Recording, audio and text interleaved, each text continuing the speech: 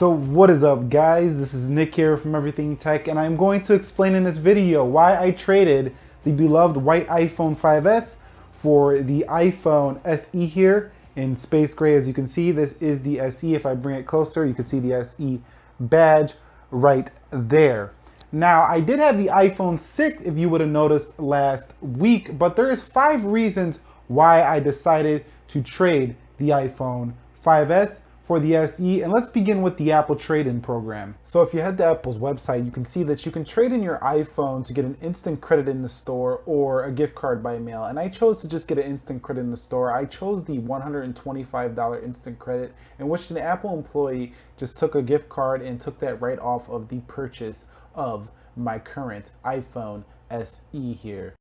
So yeah, I did give them, the iPhone 5S for $125, and the reason that I did do that was because, I usually, get rid of my devices on eBay, sell them on eBay, and, there's insertion fees if you're a seller on eBay and things like that.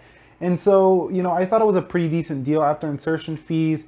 The iPhone 5S is only going for $150 at Walmart right now, so on Straight Talk. So $125 was decent, and it knocked, $125 off of the iPhone SE. So I got the 64 gigabyte for almost the same price as most people would get the, 16 GB phone for. So here is the iPhone 6 that I recently sold to get this iPhone SE. You can see that I did have this just only over a week, and the reason I sold it, I talked about in a previous video, which I'm going to show here shortly, but basically it was because this phone was a little bit awkward for me to hold. I just don't feel that iPhone does bigger screens the same way that Android doesn't make good use of the bigger screen. So I feel iPhone just feels right on a smaller screen. Now that is a personal opinion. You may differ in your personal opinion, and that's cool for you too. I am just giving you my experience and my take on the device. But overall, the iPhone 6 was pretty decent, but the SE has been showing to have better battery life overall over the iPhone 6 here. But I did do a video explaining everything you need to know, as you can see right here, about the iPhone 6. Welcome back to another video, this time on the iPhone 6 and why I sold it. Yeah, this is the iPhone 6. I got the leather case on here, but this is actually going to go with the sale. But I want to tell you why I sold this. I actually just... To watch the rest of this why I sold my iPhone 6 video, check the link down below in the description. I'll also leave a card right here, and this video goes over everything, every reason why, to help you in your research on if you want to buy an iPhone 6 or SE. Now, trading the iPhone 5S for the SE in terms of the speed of the A9 chip here in the iPhone SE and 2 gigabytes of RAM clocked at a higher, speed, it's just easy to go ahead and think about, oh, is it worth it? Yes, because in the real world, I've noticed it is much snappier. Now, I did do a more in-depth comparison between the two. You can check that video. I'll leave it up here in a link, in a card, and a link down below in the description, where I kind of just took them side by side. And at the time, I thought the 5S was, really close to the SE. But after using the SE for a little bit, I have decided, from my experience, that the SE is definitely a more snappy device and definitely probably worth the cost of the extra money between the two now that I am using them. In fact, check out the speed right here of it.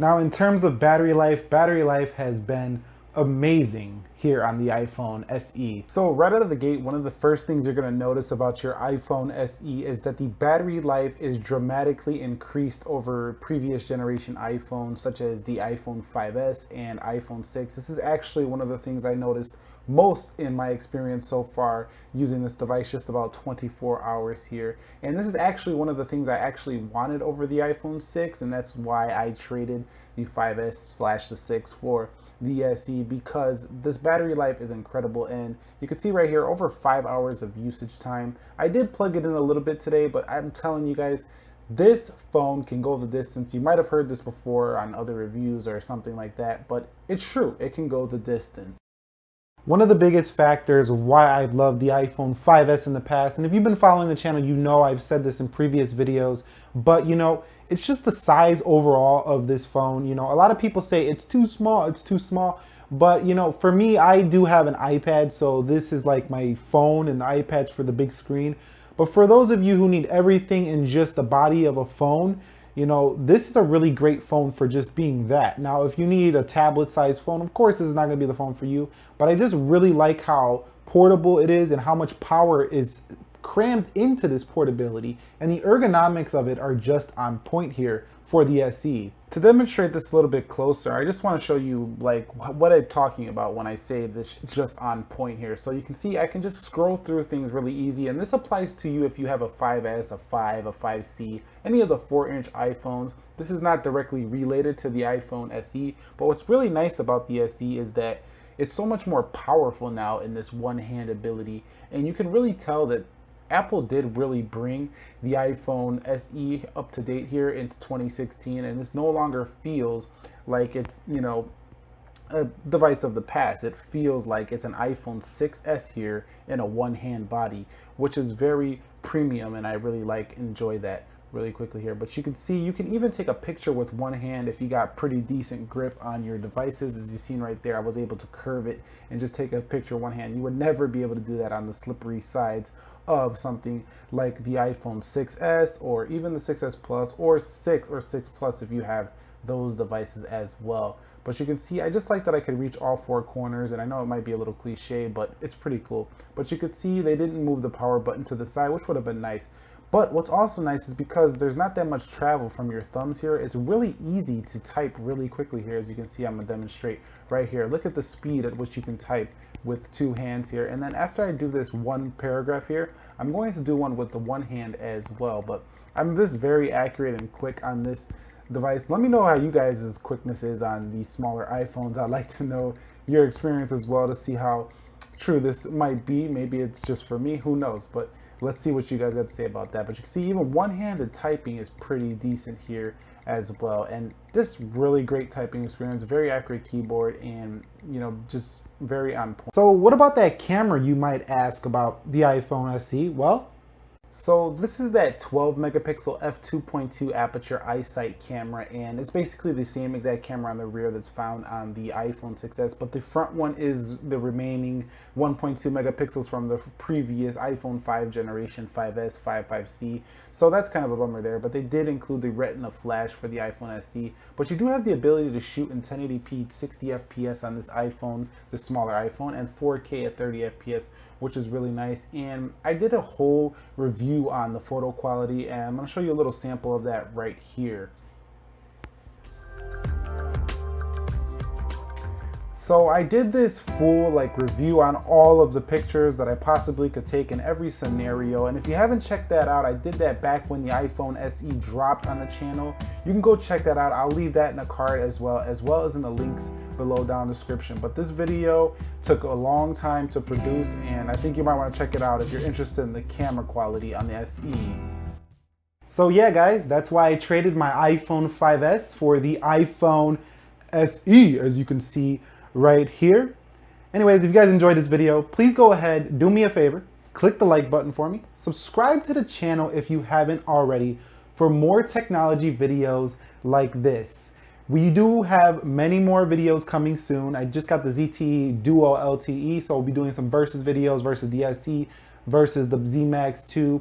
We also have many more videos to come here on the channel. iOS 10 coverage coming as soon as that drops, so you might want to subscribe for that as well. But I got a question before I go for you.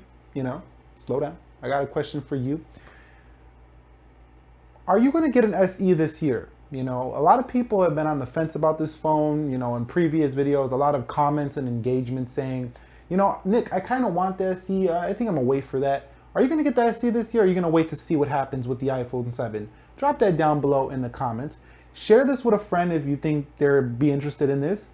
And subscribe for more, and I will catch you all in the next episode. Be sure to be well, and I look forward to seeing you in the next episode. So don't forget to, subscribe.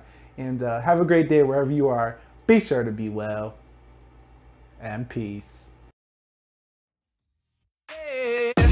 No, no, no.